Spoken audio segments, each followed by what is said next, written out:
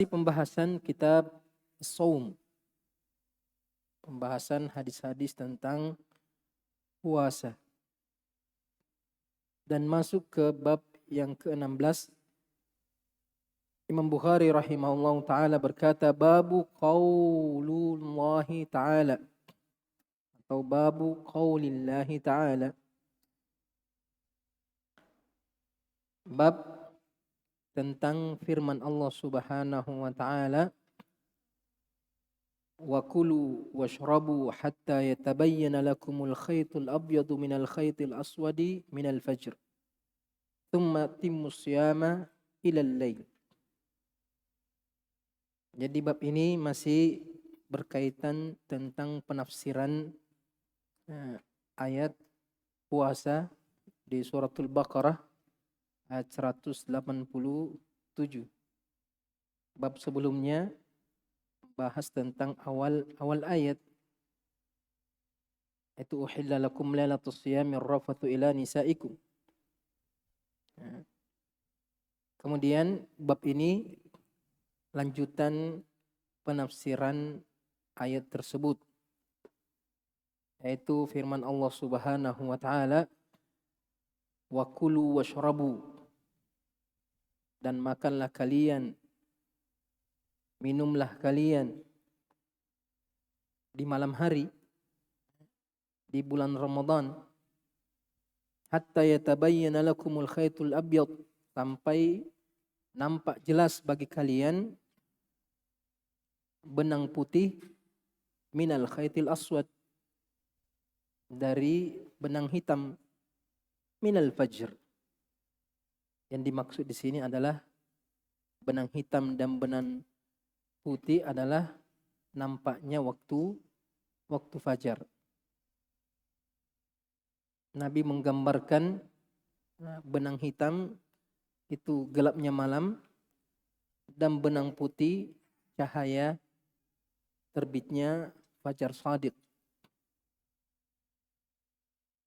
Ketika sudah nampak fajar, tsumma atimmus siyama ilal lail, kemudian sempurnakan puasa sampai malam hari. Ayat ini ada beberapa faedah yang kita bisa petik sebelum kita baca atau jelaskan beberapa hadis yang disebutkan oleh Imam Bukhari dalam bab ini. Wa kulu washrabu, di sini al-aslu fil amril wujub. Kulu fil amr, washrabu fil amr. Hukum asalnya perintah itu wajib. Apakah perintah di sini hukumnya wajib? Ada kaidah dalam ilmu usul mengatakan al-amru ba'dan nahyi. Al-amru ba'dan nahyi, karena ada larangan makan dan minum di bulan Ramadan.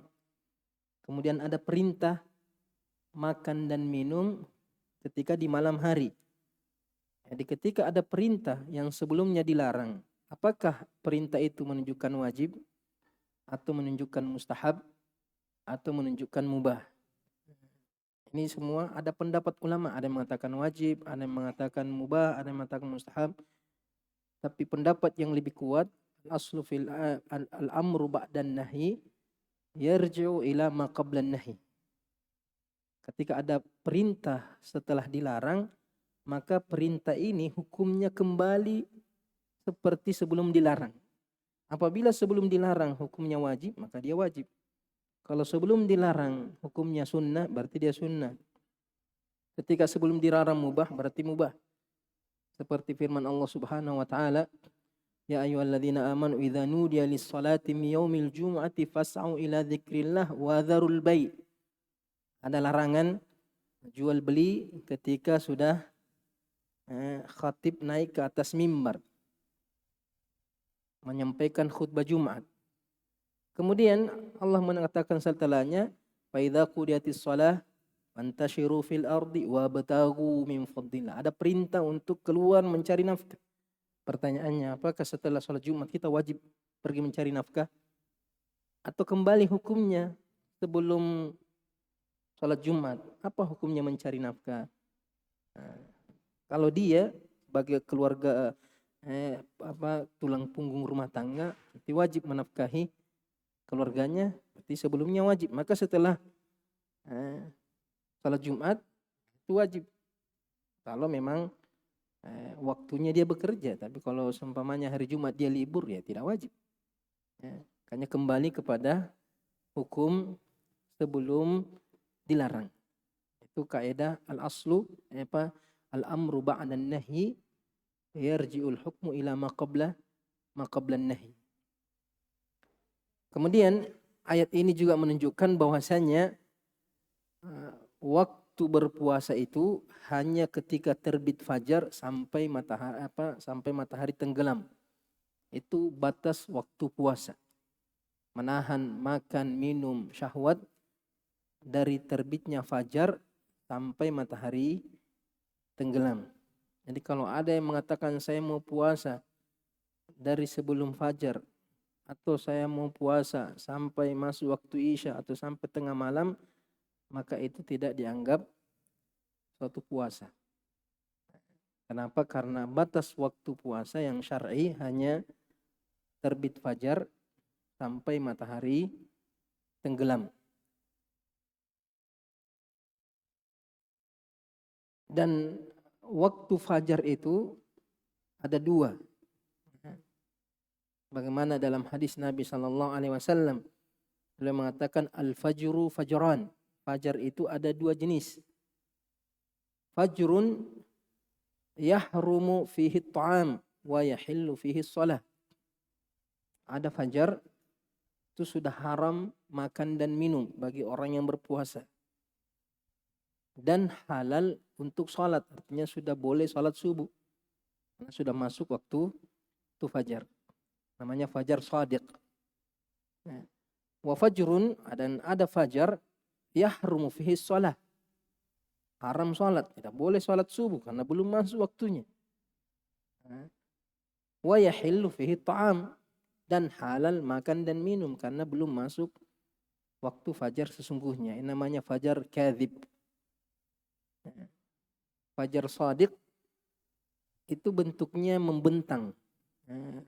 Dia cahaya yang membentang di ufuk timur. Sedangkan fajar shadiq itu muncul beberapa waktu sebelum fajar shadiq, tapi cahayanya menculang ke atas, memanjang ke atas. Kata Nabi seperti ekor serigala, culang ke atas, kemudian lama-lama hilang. Itu namanya fajar kadzib. Jadi fajar yang menunjukkan masuknya waktu berpuasa, haramnya makan dan minum, dan masuknya waktu sholat subuh itu fajar shadiq. Sedangkan fajar kadzib itu tidak demikian. Makanya dalam hadis Ibnu Umar, Rasulullah sallallahu alaihi wasallam bersabda, "Inna Bilalan yu'adzinu bilailin." Bilal itu azan di malam hari, yaitu ketika fajar kadzib. Sudah azan beberapa waktu sebelum masuk waktu sholat subuh. Kata Nabi SAW, fakulu washrabu, maka silakan makan dan minum. Kalau kamu dengar azannya Bilal, itu belum masuk waktu sholat subuh, masih boleh makan dan minum. Hatta tasma'u adzan Ibnu Ummi Maktum, sampai kamu mendengarkan azannya Ibnu Ummi Maktum, karena Ibnu Ummi Maktum azannya ketika masuk waktu fajar shadiq atau ketika sudah masuk waktu sholat subuh. Dan ini faedah yang pertama, bahwa ayat ini menunjukkan waktu puasa itu hanya dari terbitnya fajar. Fajar yang dimaksud dalam ayat ini adalah fajar shadiq sampai matahari tenggelam, karena malam itu mulai dari tenggelamnya matahari. Kemudian yang kedua, hadis ini juga menunjukkan anjuran untuk bersahur. Karena Allah mengatakan kulu washrabu hatta yatabayyan. Makan dan minumlah sampai nampak jelas waktu masuknya fajar. Ini menunjukkan anjuran kita menyantap sahur. Bagaimana Nabi SAW mengatakan, tasahharu fa inna fis sahuri barakah. Bersahurlah kalian Karena pada sahur itu ada keberkahan. Ulama mengatakan sahur yang dimaksud di sini bisa berupa makanannya itu juga berberkah karena akan memudahkan kita dalam berpuasa. Di antara berkahnya sahur kita meneladani Nabi Shallallahu Alaihi Wasallam. Kita mencontoh Nabi, ini keberkahan yang tidak ada duanya. Ketika kita melakukan seperti yang dilakukan Nabi Shallallahu Alaihi Wasallam itu berkah. Kemudian di antara berkahnya sahur kita menyelisihi ahlu kitab Yahudi dan Nasrani karena mereka ketika berpuasa mereka tidak makan sahur. Kemudian sebagian ulama mengatakan yang dimaksud dengan sahur di sini adalah waktunya, waktu sahur itu. Ketika kita bangun, bukan cuma makanannya yang berberkah, tapi waktunya juga berberkah. Karena waktu di mana Allah Subhanahu Wa Taala turun di sepertiga malam terakhir, waktu di mana Allah Subhanahu Wa Taala mengabulkan doa-doa,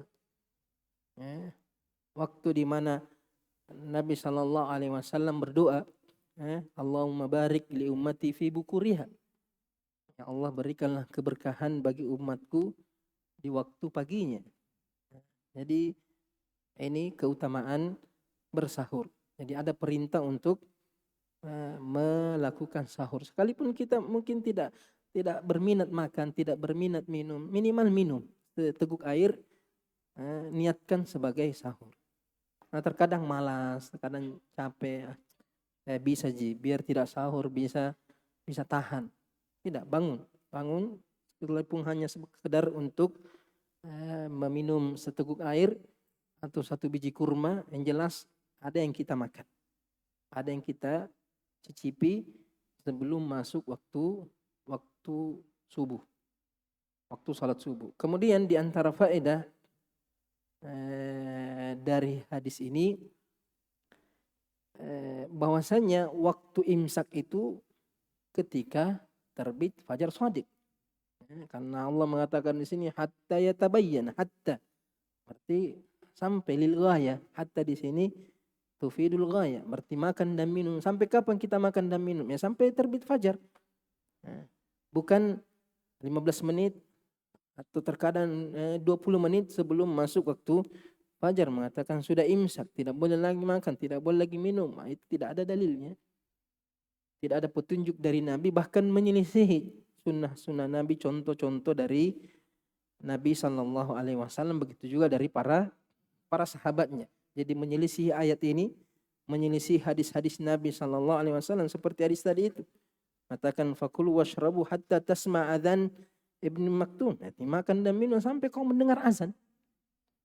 Berarti batas sahur itu sampai azan salat subuh dikumandangkan atau sampai terbitnya fajar.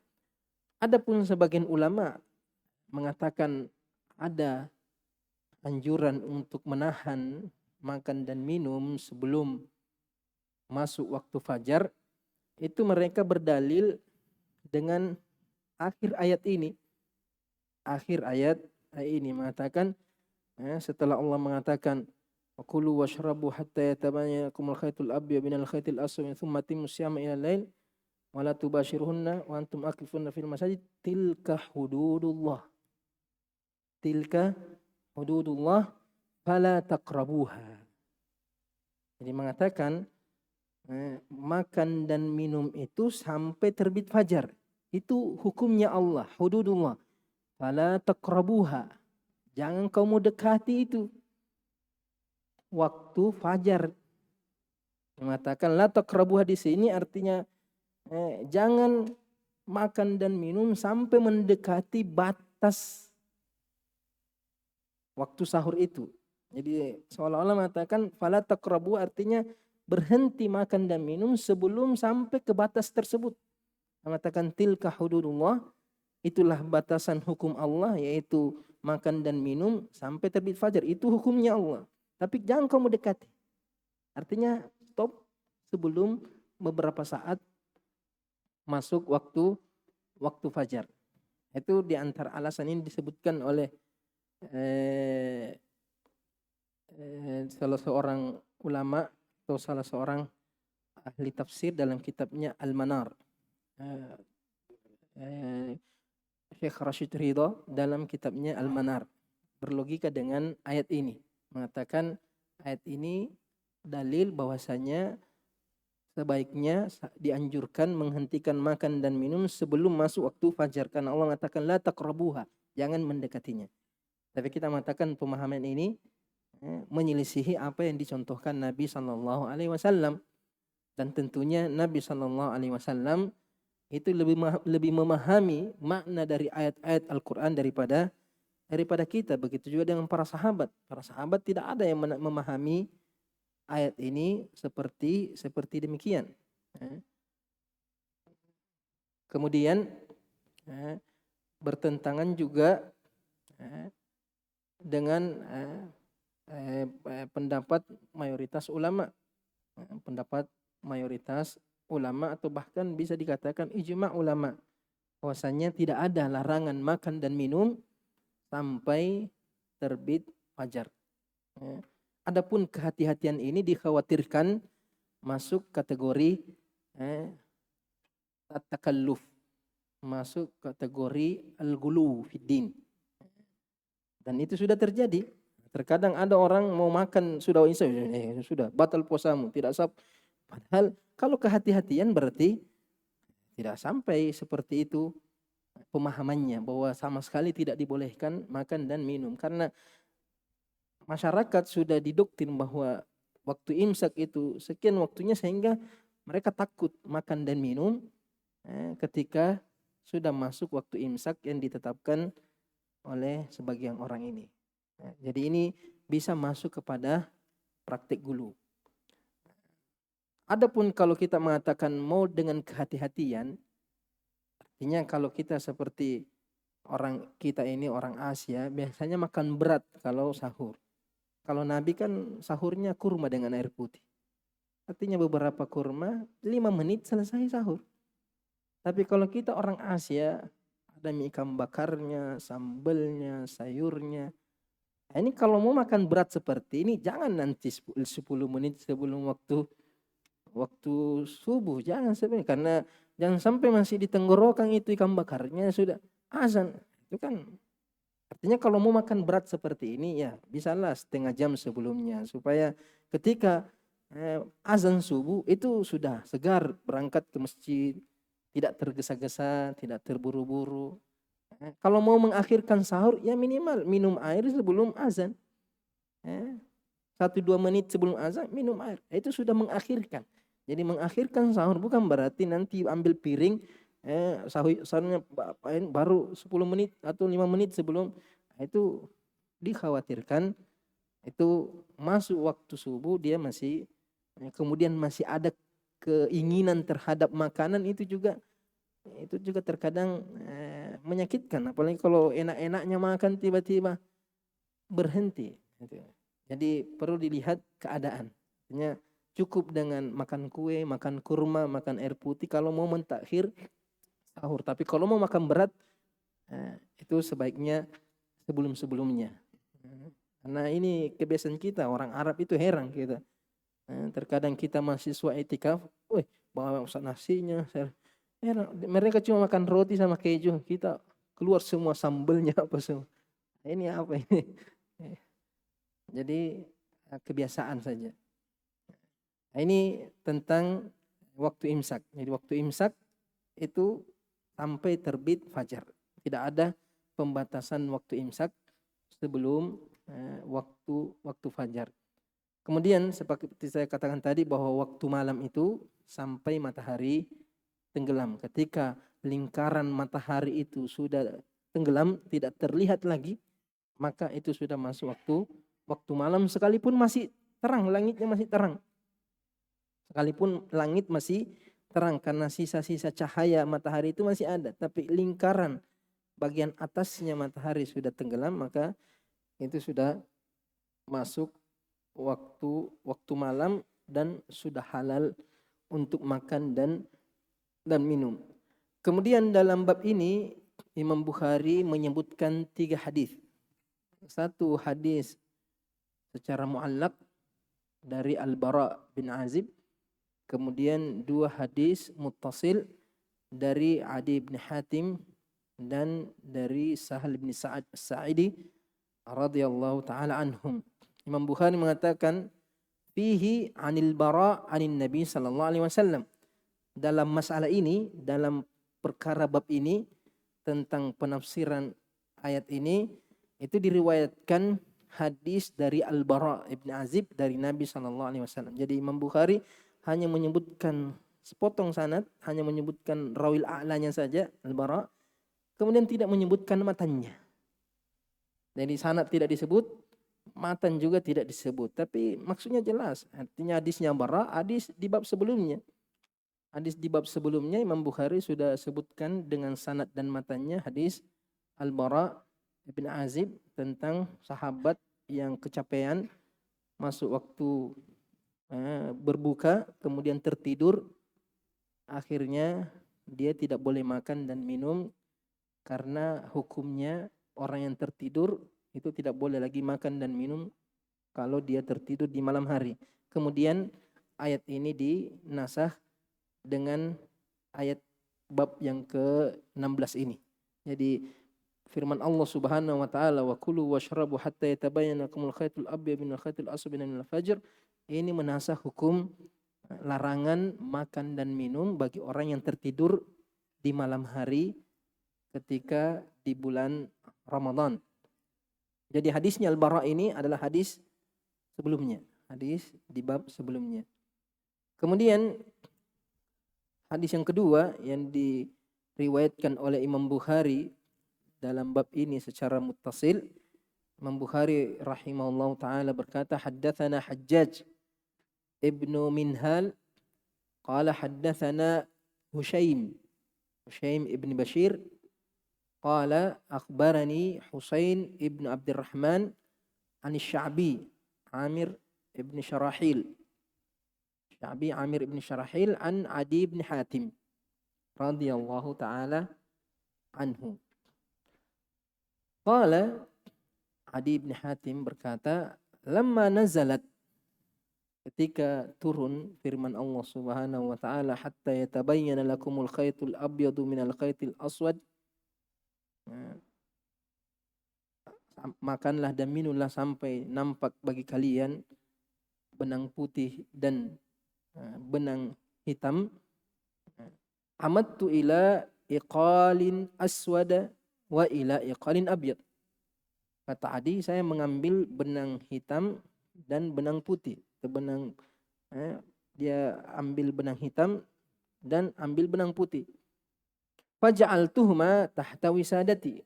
Saya letakkan di bawah bantalku. Dia pakai untuk melihat masuk waktunya fajar, masuk waktu berhenti makan sahur. Faja'altu anzuru fil lail. Maksudnya Adi bin Hatim mengambil benang hitam dan benang putih, kemudian dia letakkan di malam hari. Dia lihat di malam hari. Dia perhatikan sampai nampak jelas mana yang hitam, mana yang putih. Belum waktu itu kan tidak ada gelap, tidak ada lampu, tidak ada. Jadi dia letakkan di waktu malam, dia lihat terus kapan bisa nampak perbedaan antara mana benang hitam, mana benang putih. Jadi dia terus makan dan sambil memperhatikan itu dua benang ini. Ketika sudah nampak, oh yang ini yang hitam, yang ini yang putih, berarti sudah berhenti makan. Jadi mengatakan faja'altu anzuru fil lail. Di malam hari ketika dia sahur, dia terus memperhatikan. Fala yastabinu li. Tidak nampak ini, sudah masuk waktu subuh belum, sudah azan subuh belum nampak yang hitam dan yang putih karena masih gelap. Faqadautu ala Rasulillah sallallahu alaihi wasallam, maka di pagi hari saya menghadap kepada Rasulullah sallallahu alaihi wasallam. Fadzakartu lahu dzalik. Saya ceritakan itu, ya Rasulullah, saya simpan dua benang hitam, benang putih, saya perhatikan tidak ada, belum nampak, sudah masuk waktu subuh, sudah azan subuh, belum bisa nampak terlihat mana yang hitam, mana yang putih. Faqala, maka Nabi SAW mengatakan, innama dzalika sawadul laili wa bayadun nahar. Maksud dari ayat itu bukan benang betulan, bukan benang hitam, bukan benang putih, tapi yang dimaksud benang hitam itu gelapnya malam, sawadul lail wa bayadun nahar, sedangkan benang putih itu maksudnya terangnya cahaya di siang hari, yaitu ketika muncul fajar. Awalnya hanya berbentuk seperti benang, garis panjang tipis. Lama-lama semakin terang, semakin menyebar cahaya tersebut. Jadi Allah Subhanahu wa taala menggambarkan waktu malam dengan benang hitam dan waktu fajar siang dengan benang putih. Ada beberapa faedah yang bisa kita petik dari hadis ini. Hadis ini zahirnya, secara zahir, seolah-olah Adi bin Hatim itu mendengarkan ayat ini ketika ayat ini turun. Dia mengatakan lamma nazalat. Ini seolah-olah Adi bin Hatim hadir atau ada ketika ayat ini turun.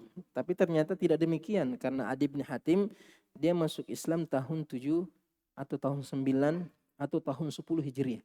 Jadi termasuk sahabat yang belakangan masuk Islam. Sedangkan ayat ini turun di awal-awal hijrahnya Nabi, sekitar tahun kedua Hijriah. Jadi nampak dari hadis ini bahwasanya Adi bin Hatim itu tidak menyaksikan turunnya ayat ini, tapi dia dengar dari Nabi SAW. Nabi membaca ayat ini, kemudian dia terapkan ayat tersebut tanpa menanyakan kepada Nabi SAW sebelumnya tentang makna ayat tersebut. Makanya ini disebutkan di riwayat Imam Ahmad supaya lebih jelas bahwasanya Adi bin Hatim tidak berada pada waktu turunnya ini ayat. Itu beliau mengatakan, allamani Rasulullah SAW as-salatu wasyam. Ketika Adi bin Hatim memeluk Islam, Nabi mengajarkan kepada Adi salat dan puasa. Faqala salli kadza wa kadza. Salatlah pada hari ini, hari itu, atau waktu ini, waktu itu. Nabi ajarkan waktu salat. Wasum, kemudian berpuasalah di bulan Ramadan. Fa idza ghabatis syams, kalau sudah tenggelam matahari, fakulu washrab. Fakul washrab, makan dan minumlah. Hatta yatabayyana al-khaytul abyadu minal khaytil aswad. Sampai nampak benang hitam dengan benang putih. Wasum 30 yawman. Kemudian berpuasalah 30 hari di bulan Ramadan. Illa antara al-hilala qabla dhalika. Kecuali kalau kamu sudah lihat hilal sebelum sebelum masuk hari ke-30 kamu lihat hilal, berarti puasa hanya 29 hari. Kata Adi, fa akhadtu khaytaini min sya'rin aswad wa abyad. Saya mengambil 2 benang dari rambut hitam dengan rambut putih. Jadi bukan tali yang dia pakai, tapi dia ambil rambut hitamnya 1, rambut putihnya 1. Kemudian dia perhatikan di malam hari sampai nampak mana rambut hitam, mana rambut putih. Fala yatabayyanu li. Kemudian itu tidak nampak.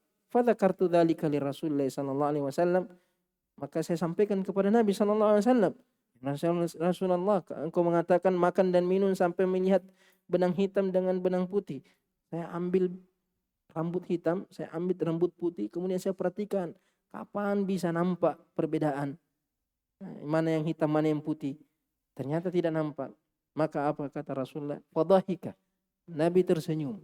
Artinya Nabi tersenyum dengan apa yang dipahami oleh Adi. Kemudian mengatakan, ya Adi, inna dzalika bayadun nahar min sawadi al-lail. Itu maksudnya benang hitam, artinya gelapnya malam, dan benang putih itu maksudnya adalah cahaya fajar. Nah, ini hadis ini jelas bahwasanya Adi bin Hatim tidak menyaksikan turunnya ayat ini, tapi beliau mendengarkan dari Nabi sallallahu alaihi wasallam.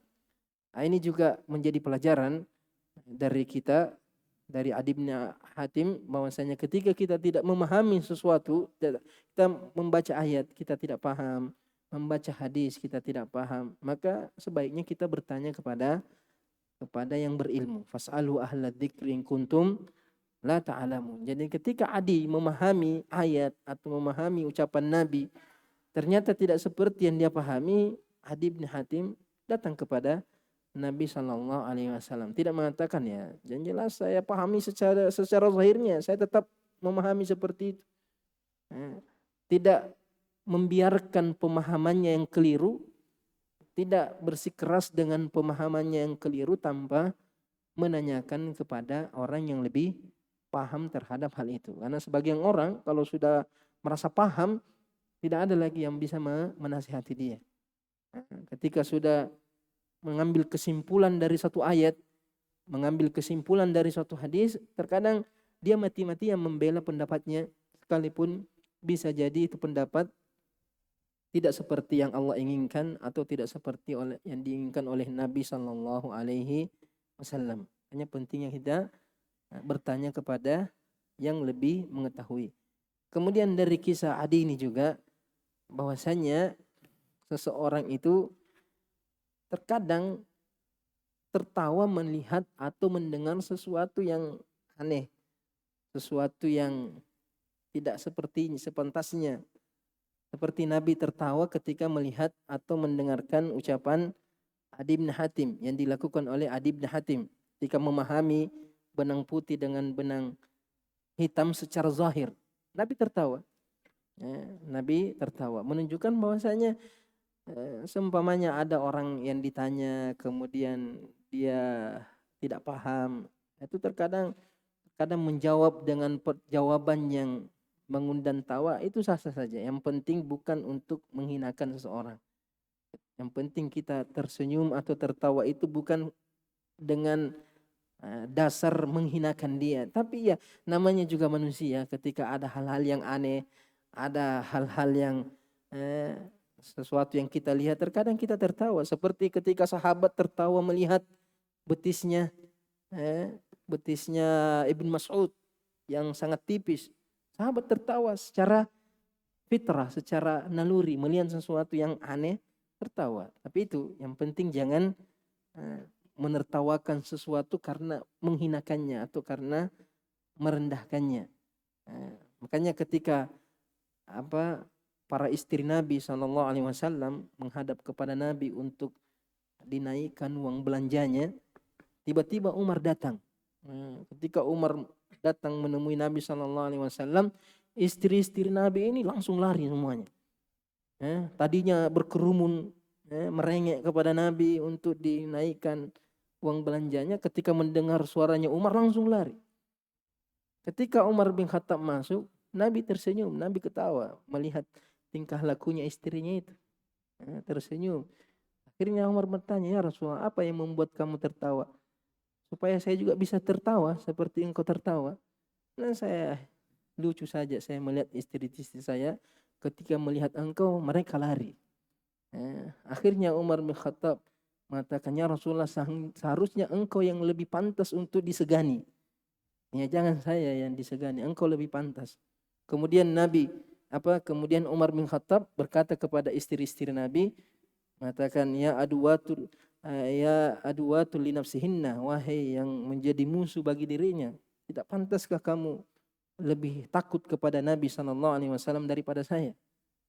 Kata istri Nabi, anta aghladhu min Rasulillah. Kamu lebih menakutkan daripada Nabi SAW. Kamu lebih kasar daripada Nabi SAW. Artinya Nabi kalau kita merengek tidak marah-marah. Kalau kamu lari cepat. Itu yang membuat Nabi SAW tertawa. Maka Nabi mengatakan kepada Umar bin Khattab, na'am ya Ibn Khattab, walladhi nafsi biyadi, law salakta fajjat fasalaka asyaitanu fajjan ghaira fajjik. Artinya syaitan saja takut sama Umar bin Khattab. Kalau Umar bin Khattab berjalan di satu jalan, maka syaitan pilih jalan yang lain saja.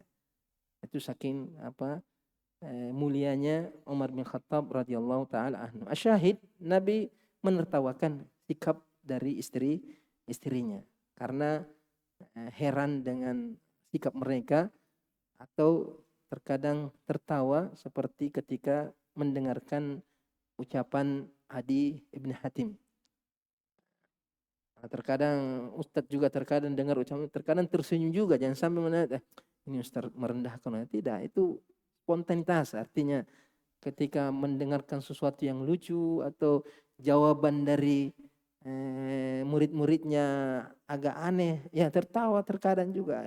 Atau pertanyaan yang mengundang tawa, itu wajar-wajar saja kalau dia tertawa. Karena itu Rasulullah saja sendiri terkadang tertawa atau tersenyum ketika mendengar atau melihat sesuatu yang lain. Kemudian ini ada juga sebagian satu hukum ketika seseorang itu ragu masuknya waktu fajar. Artinya dia ragu, ini sudah fajar atau belum. Kemudian dia terus makan,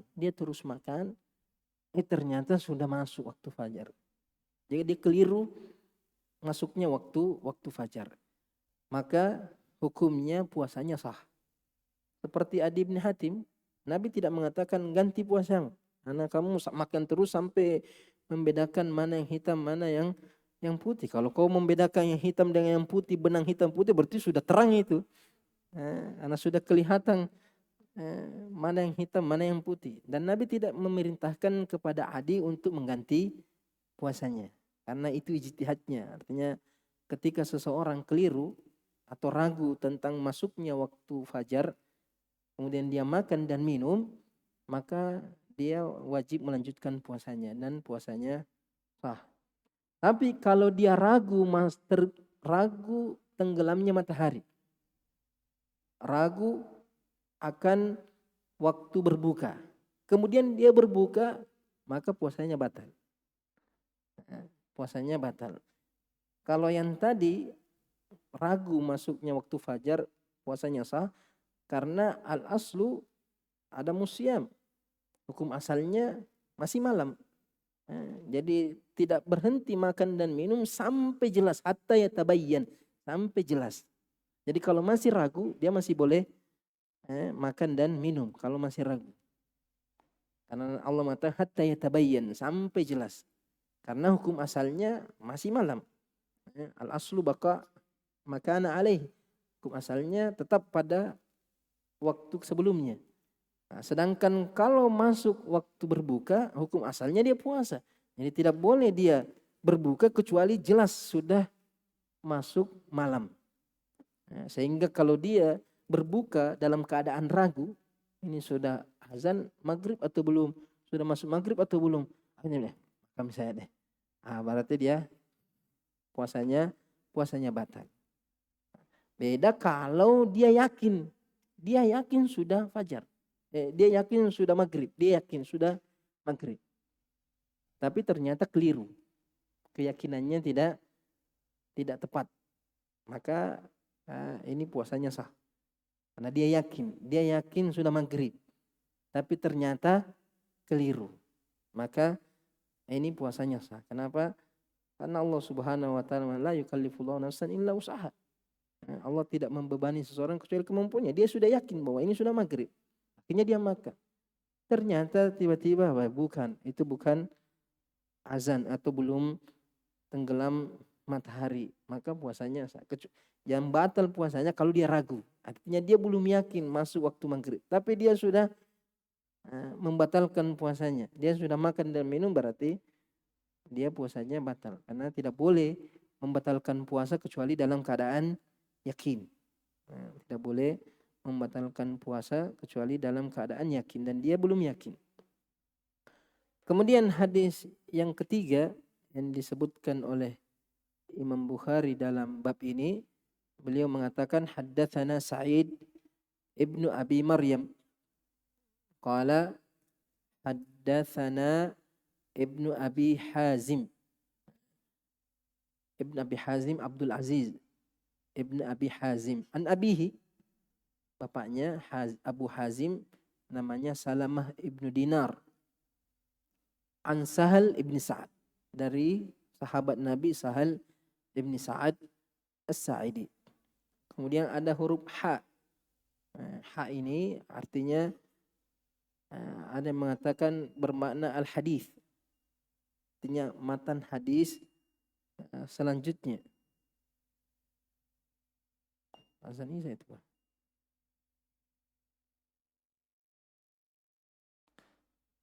Azan Isya itu. Azan dulu baru kita lanjut insyaallah.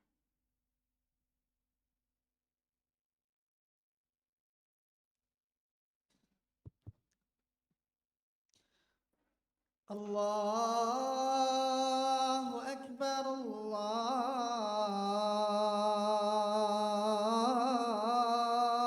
Akbar, Allahu Akbar, Allahu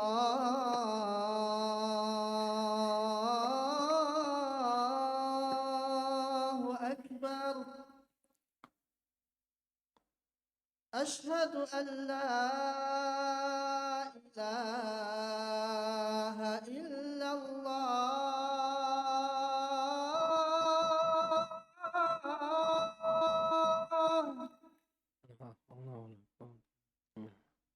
أشهد أن لا إله إلا الله.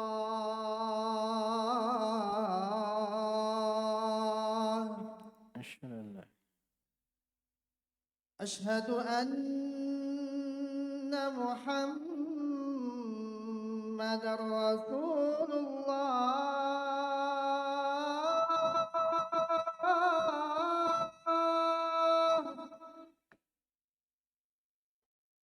أشهد أن محمد رسول الله.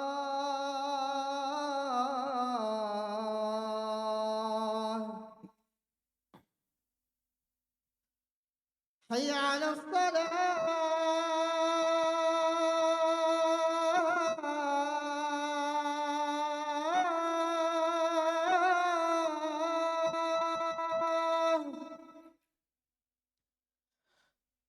حي على الصلاة.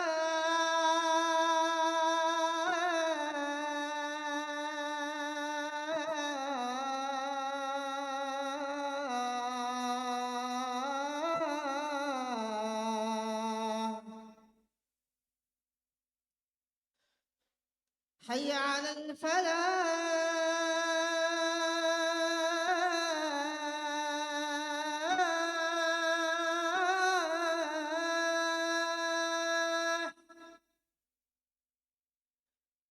حي على الفلاح.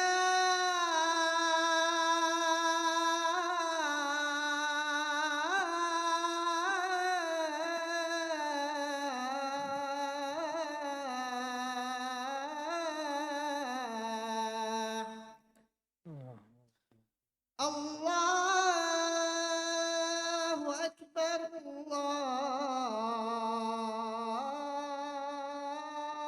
الله أكبر. لا إله إلا الله. La ilaha.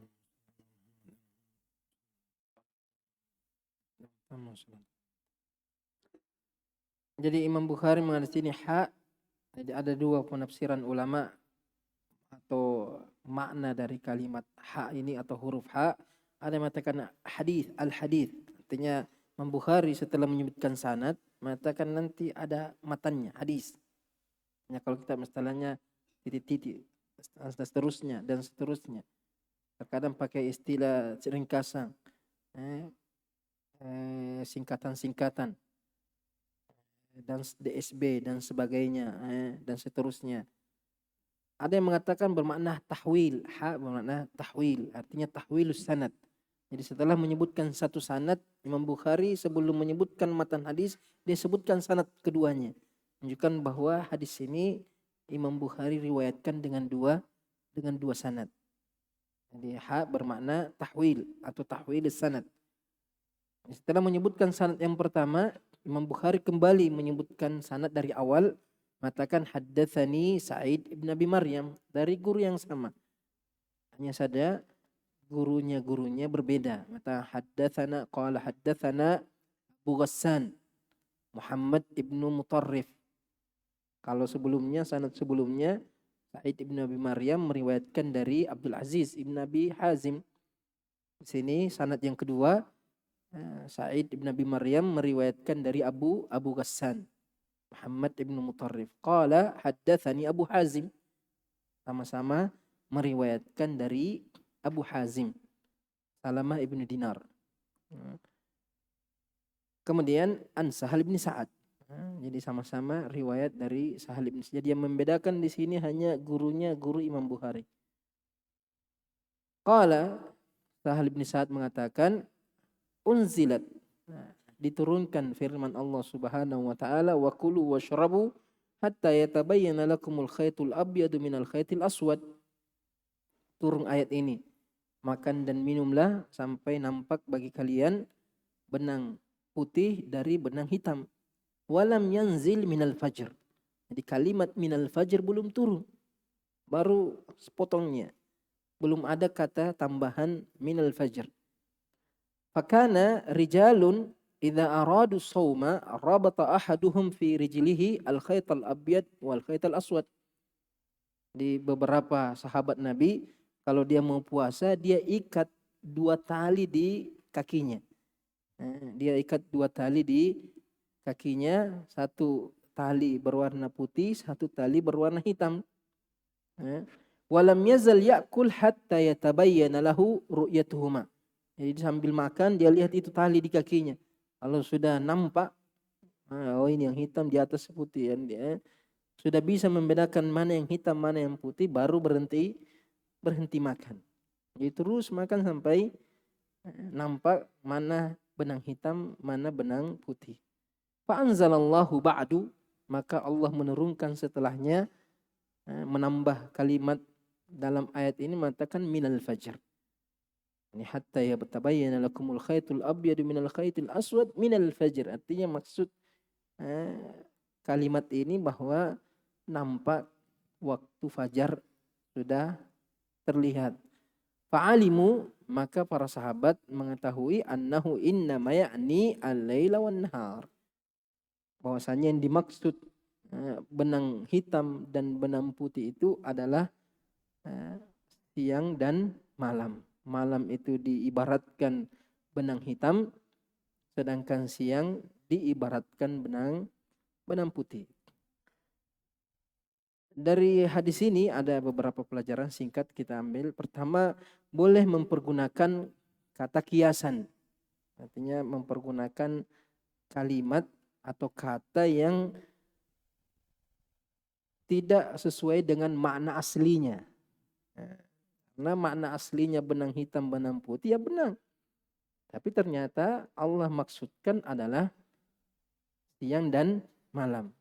Makanya seperti Nabi SAW beberapa hadis juga memakai bentuk gaya bahasa seperti ini. Seperti Nabi mengatakan kepada seseorang sahabat yang ingin berjihad, tapi Nabi bertanya, apakah ibumu masih hidup? Nah, dia mengatakan iya. Kata Nabi, ilzam rijlaiha fathammal jannah. Artinya tetaplah bersama ibumu, jaga kakinya karena di situ ada surga. Di sini tidak bisa dipahami bahwa kakinya betul yang dijaga, dipeluk, dipegang, bahkan ada sebagian yang mencium kakinya. Seolah-olah karena apa? Cium surga dulu. Cium surga tapi kamu patotoain sama ibumu. Karena dia pahami secara zahirnya saja. Tidak. Maksudnya di sini berbakti kepada kedua orang tua. Bukan berarti pergi menggandeng di situ di kakinya, tidak mau tinggalkan ibunya. Kadang yang sampai dia pakai ayat hadis ini tidak mau pergi menuntut ilmu jauh dari ibu. Tidak, Rasul mengatakan ya harus dekati, harus ilzam. Ilzam artinya jangan tinggalkan, jangan lepaskan kakinya ibumu karena di situ surga.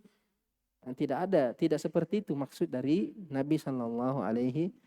Berarti Nabi memakai kata kiasan di sini. Artinya jaga betul baktimu kepada ibumu. Sekalipun jauh dari ibu, ya yang penting tidak pernah lepas dari berhubungan, tidak pernah lepas dari berbuat baik kepada kedua orang tuanya. Artinya tetap menjaga baktinya kepada kedua kedua orang tuanya atau ibunya secara khusus. Kemudian ketika seseorang mendapatkan ayat atau hadis, maka yang didahulukan itu makna zahirnya daripada makna majaznya atau makna yang tidak zahir. Jadi makna al-hakiki muqaddam ala makna al-majaz.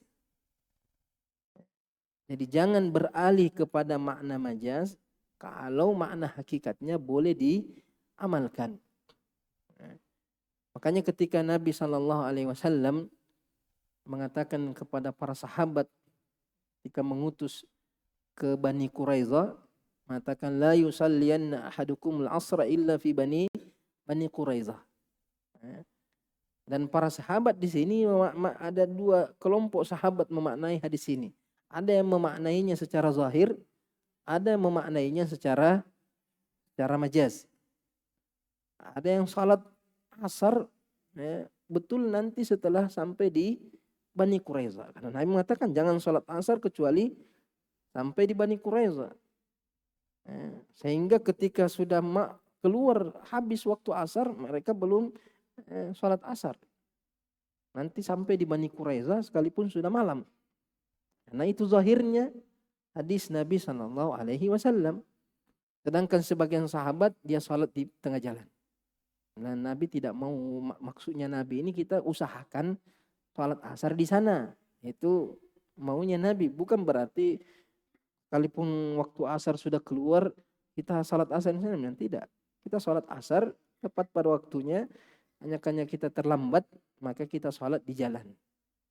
Ini dua sahabat memahami ayat seperti itu. Tapi sebagian ulama mengatakan yang salat di Bani Quraiza itu lebih kuat.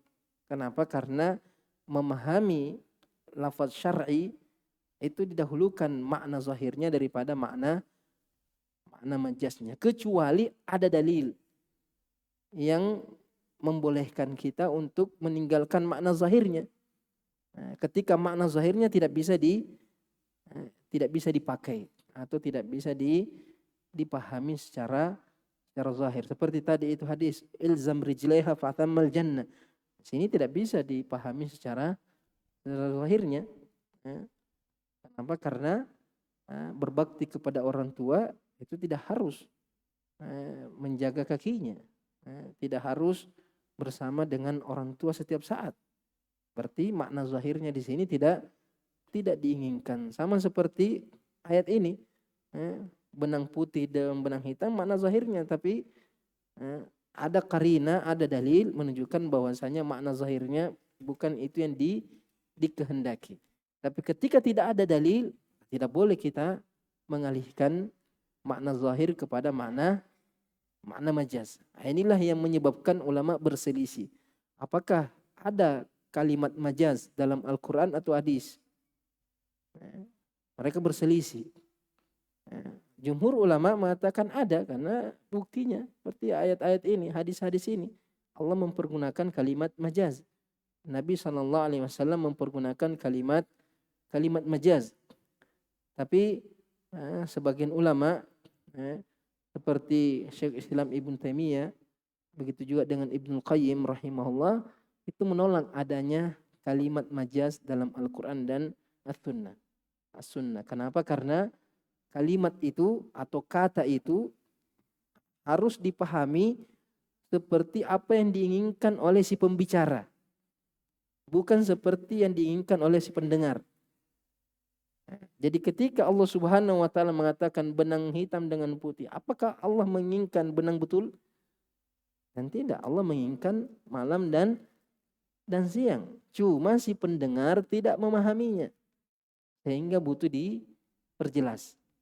Begitu juga ketika Nabi SAW mengatakan ilzam rijlaih athammal jannah, Nabi tidak menginginkan secara zahirnya.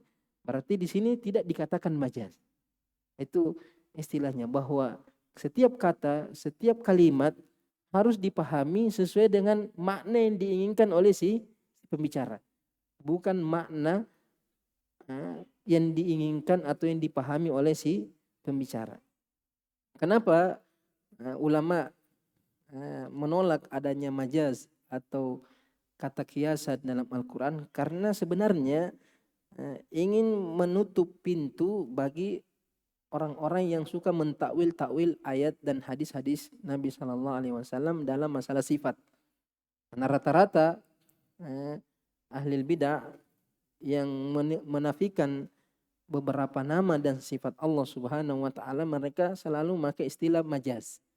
Ketika Allah menyebutkan tangan, kaki, betis dalam Al-Qur'an ataupun dalam hadis, mereka mengingkari makna hakikatnya sifat-sifat tersebut dengan alasan ini majaz. Majaz artinya tangan yang dimaksud bukan tangan yang sesungguhnya. Wajah yang dimaksud bukan wajah yang sesungguhnya.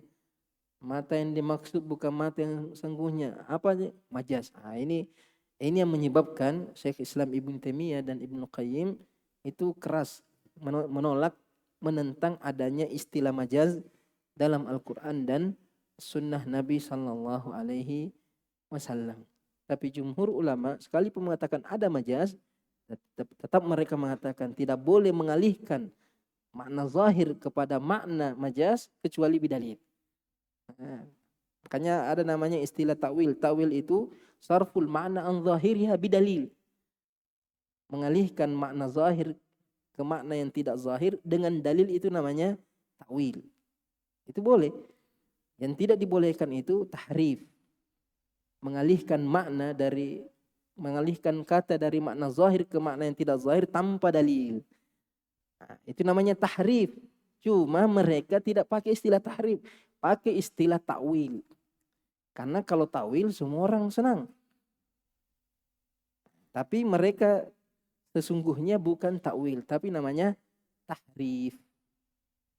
Tapi mengganti lafaz yang tidak syar'i dengan lafaz yang syar'i supaya bisa diterima oleh kaum muslimin. Jadi sesungguhnya orang yang mengatakan kami mentakwil ayat yang menyebutkan tentang arash, istiwa, tentang tangan, tentang sifat-sifat Allah, dengan mengatakan kami mentakwil, sebenarnya mereka tidak mentakwil tapi mentahrif.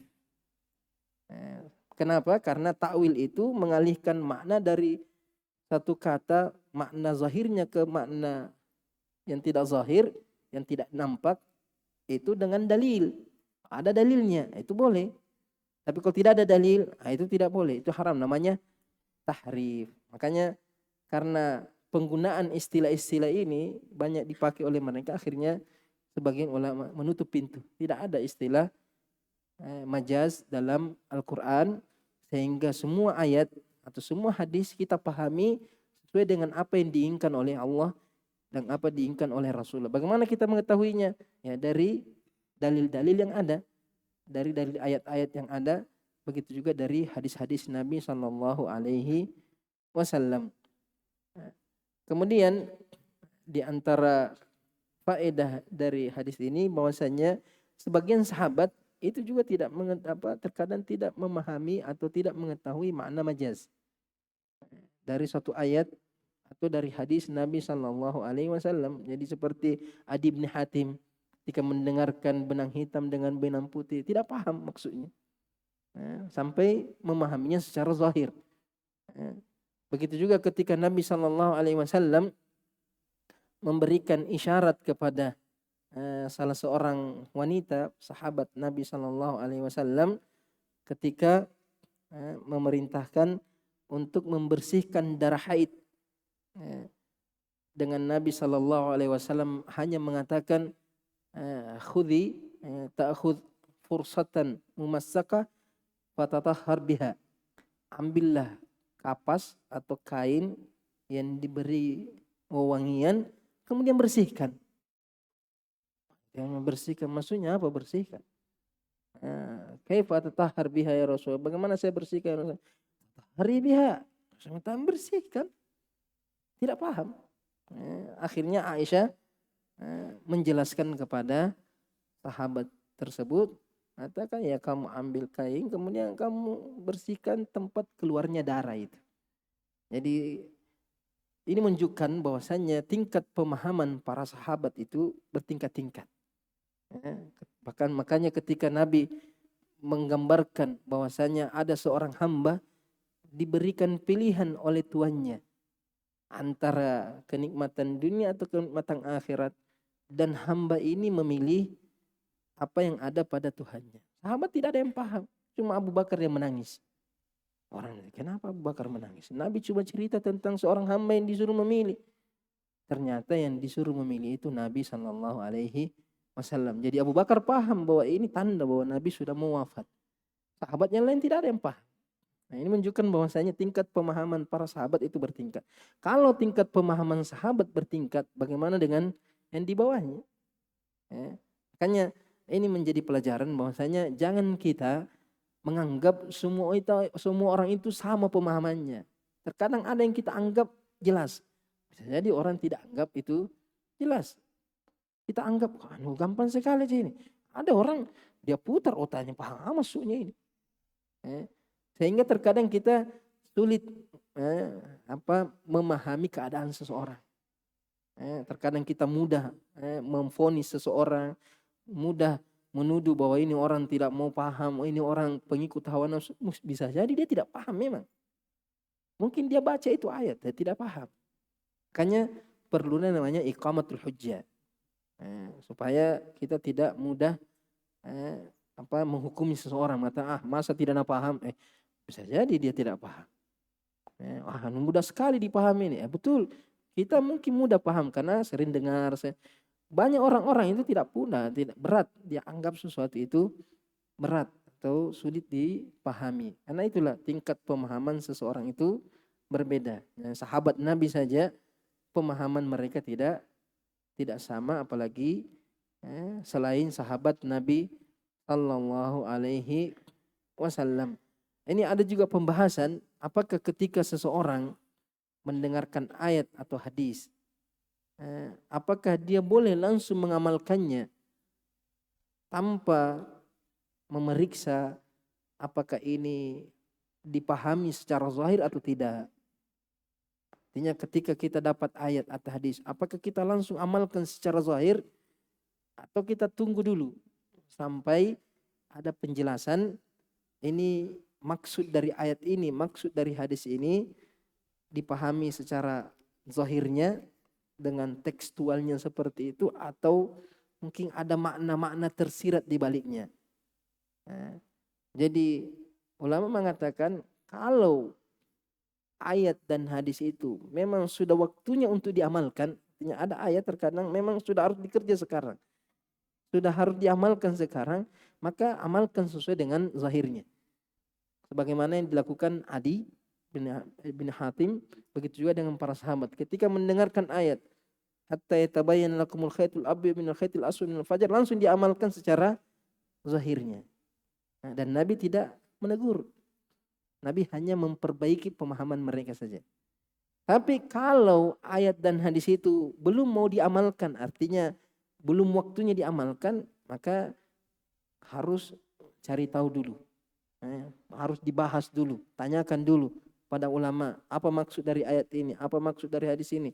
Coba baca ayat-ayat yang lain, mungkin antara satu ayat dengan ayat yang lainnya terkadang saling menafsirkan satu dengan lainnya. Ayat ditafsirkan dengan ayat yang lain. Ayat terkadang ditafsirkan oleh hadis, hadis ditafsirkan oleh ayat, hadis ditafsirkan oleh hadis, hadis ayat ditafsirkan oleh perkataan sahabat. Kalau memang belum mau diamalkan, artinya hukum mungkin tentang Ramadan belum masuk Ramadan, tentang haji belum mau haji. Tapi ketika ada hukum yang sudah mau dia kerja sekarang, maka dia lakukan secara zahirnya.